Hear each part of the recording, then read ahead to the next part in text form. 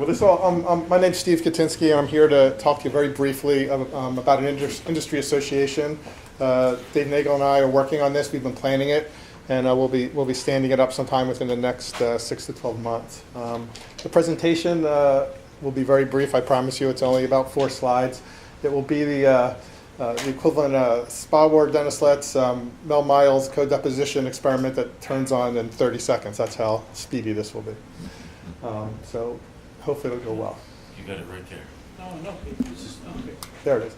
So this is a representation going back, I think, to late last year of our ecosystem in cold fusion and LANR. It represents a wide range of entities. There's research organizations, commercial entities, military government, and some others. So it's getting to be kind of crowded. It's kind of dynamic. As we look, and there's some that aren't up there. Kurt Brown's company, Hideki Yoshino's company's not up there. Nikita Alexandrov's company's not up there. So if you have a company or organization that you would want to see represented up there, please let me know, and we'll add it to the chart. But we took a look at this, and we started to realize that things are happening commercially in LANR. Companies are being formed. Mitchell, Hideki, Brilliant's out there raising money, through traditional processes out in Silicon Valley. So it seems like there's a movement towards commercial enterprises that are enduring and are actually moving in a traditional manner. So at this point, it seems an industrial association should step up and join the other resources that are in the field. Currently, there are a bunch of shared resources. We have the ISCMNS. Let me go to the next slide. We have the ISCMNS, the International Society of Condensed Matter Nuclear Science. It has a journal, the Journal of Condensed Matter Nuclear Science. It has a website. There's the ICCF series. There's another repository of information, LANRCanner.org. There's also some journalistic sites, Cold Fusion Times, Cold Fusion Now. Would like to add to this mix the industry association, and the industry association is very complementary to what Tom Grimshaw talked about, what Nathan Cohen just talked about, and what Barry Unger just talked about. There's a lot of external forces and internal things that the industry association is designed to address. The industry has opponents. It has there's press, there's the sociological phenomena. The industry association is designed to address these issues. There'll be, let me go, I'm losing my track here. So we'll join this group of shared resources, and the goal of the association with the proper resources is to help pin up the ICMNS, the ICCF, and the other shared resources in the field. These are under-resourced, underfunded entities right now, and we'd like to collaborate with these entities at the beginning while the field is in a nascent stage. Then eventually the ICMNS will go off on its own, fund itself, and all these other institutions will as well. The things that we'd like to do for the association are create a set of circumstances that provide scale so funding and resources can flow to it. It'll be through dues from members, from member companies. It'll be a forum for the development of standards and safety criteria. I think Nathan mentioned that as the field progresses, those who are opponents can use safety regulations, and he talked about radiation, explosions, things like that to undermine the field. We'll have public relations initiatives. Again, we talked about the growth of the ICMNS, adequate funding for the JCMNS, institutionalization of the ICCF meetings. One of the goals of creating the association is to provide some support for the ICCF series right now as the chairmen step up to do the meetings. What happens now is they have to take on some risk financially. We'd like to backstop that organization with some money so that when a chairman steps up, there's less risk and there's more comfort in people coming in. We want to create some grassroots efforts. Right now we're thinking about some cold fusion clubs, and I've had some discussions about some reference experiments and getting out there. These probably would initially take place at universities where there's cold fusion researchers. It might be here at MIT, near Stanford, GWU, where Dave Nagel is. There'd be some lobbying components where we can deal with the regulatory issues, try to gain support with the government, military, and others. And there would also be a context for communication where hopefully never again will someone be shouted down like in 1989. Never before will there be a press. Never again will there be a press conference, that disparages the field without a thoughtful response from the field, which would be coordinated through the association by talking to the relevant folks in the field. So I promise to keep it brief. That's it. This is what we're looking at now. It's growing, and hopefully we can be helpful in doing that.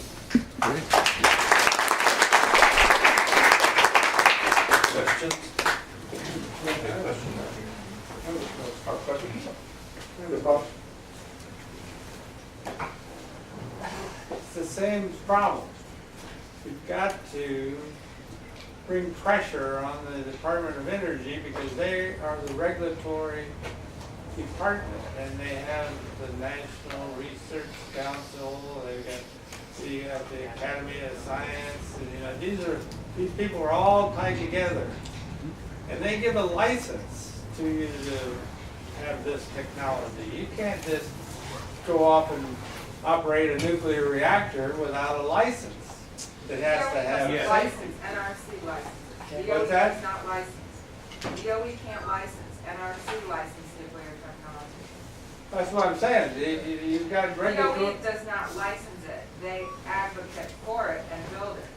NRC has the rules and regulations to license it. The licensee and the advocates have to be separate.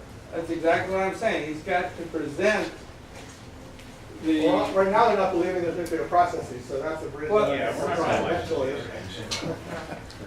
But the debate will have to be addressed. The community, let's put it that way, the community has to present to those agencies you just described. Otherwise, you can't do anything. I agree. Everything is nuclear in some sense, right? So you can't allow the government to come in and regulate cosmetic haircuts. After all, that involves nuclei of the hair. It's ridiculous to go into that ball game in the first place. But the plan is to have. Well, if you think you can just go off and do it and they come and inspect you and shut you down, you just put a lot of money into it. Well, the plan is to have a lobbying function within the association.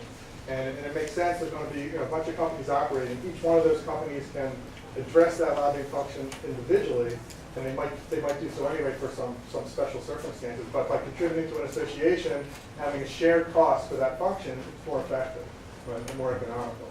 I'm not saying that lobbying wouldn't help, but in the end, you've got to get the federal government to approve it.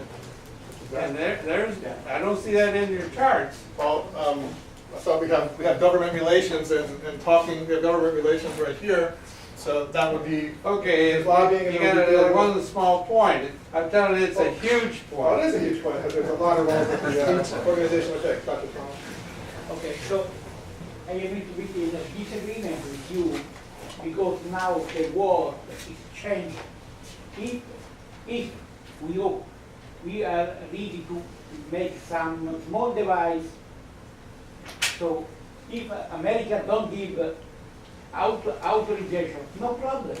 Will be China, Japan. So the damage will be of the America, will be bankrupt. Remember, the world is changing. Now we have the internet. Everybody knows in a few seconds what we have done. So you don't give the permission, no problem. The number of people will buy the device, by eBay, something like that. So it's changing. Yes, but you forget one thing. There's something called politics. It's not in the Democratic Party's platform to develop anything in nuclear energy. What are you going to do about that? Example, if Japan would be able to use some small device to produce energy, Japan and all the respectable country for any rule. So if America will make some block is error of American government.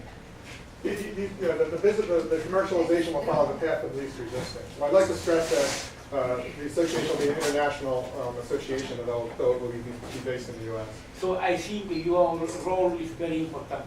You change the mentality. Yeah. So, corollary or follow-on question to that, do you have a development plan as far as how to bring this about? Is it widely available? And that's the first part of the question. The second part is, what can we, the people in this audience, do to help to bring the association into existence? Okay, the association will come into existence within 6 to 12 months. We don't think it's quite necessary right now to stand it up and start incurring expenses. I've been talking to a lot of folks in the field, and there's a consensus through many that within a period of 6 to 10 to 12 months, there could be some significant developments, leading towards this commercialization, in whatever aspect that takes. So if something happens earlier, we'll stand it up earlier. As far as more of a plan, we have a 3 or 4 page paper that we distributed in Columbia, and I'd be glad to get that to anybody that wants it, but it'll be developing further. In the meantime, we're looking at some small things to do with low budgets, like the grassroots cold fusion clubs at a few universities. I was talking to Pam earlier about the possibility of using the CODEP experiments as a reference experiment. It's very inexpensive to get folks going there. The other grassroots, I was talking to Dave here, things like being concerned about what Wikipedia says about cold fusion. We can, there's rules and things in Wikipedia, but looking at and trying to address and control the information and definition of what the field is, and we recruit and work with folks and help coordinate with them to get things like that done. As far as helping the organization, resources are very important. So when the association forms, joining the association, becoming a member, there'll be memberships for individuals, there'll be memberships for companies. The companies hopefully will support more, but to participate and do that. Right now we have the ISCMNS, which is the intellectual society, but it's underfunded and it's really not doing a whole lot. Its primary function right now is the JCMNS Journal, which is doing very well. John Paul's is editing that, and it's very well respected and doing very well. But even that's underfunded. There's been resources directed personally by some folks to support that, and their budget's not there. So we hope to be able to prop up the intellectual society through contributions and help and coordination with the industry association, so that eventually can stand off as its own thing. But today, all the shared resources in the field are too weak. Jed's producing his website, Mitchell has Cold Fusion Times, there's Cold Fusion Now. Everyone's struggling, so we like to make everything a little stronger so they can stand on their own. And then the industry association will eventually split off, so commercialization and the intellectual society will be kind of separate things. But there's also will be a mechanism to coordinate, so they don't have divergent. So the intellectual society and the commercial society, or the commercial efforts in the field, don't diverge. There'll be communication, and people, within the intellectual society and in academia and research, will have a role in the commercialization side.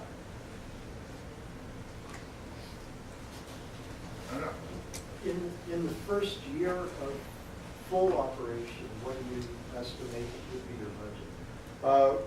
The budget's going to be very low. We have something we call the coefficient of performance. When we measure gains, we're going to have something we call coefficient of funding and try to get high leverage for the money we have and deploy it as best we can. But we haven't established a specific budget. Hopefully, this grows into something larger, and eventually we'll have staff and things like that. But at the beginning, it'll be 1 or 2 persons putting in personal time uncompensated, and we'll be deploying resources as best we can. There's something called the How much? excuse me? How much money? Well, we don't know yet. I'm going to contribute funding to it initially, some modest amounts, but whatever we have, we'll deploy. We'll just leverage it as best we can, like a guerrilla operation, like a startup company. There's a group called the United States Energy Association, and what the U.S. Energy Association is an association of associations. It's kind of a neat thing. You sign up on a website, and you go to the National Press Club in Washington, and they give you a free lunch. And each energy association, the coal association, the nuclear association, the oil association, the solar association, all get up, and each of the heads of those associations gives a state of their industry address. And eventually we would hope to become a member of the U.S. Energy Association and participate in that venue and represent the LANR field as well.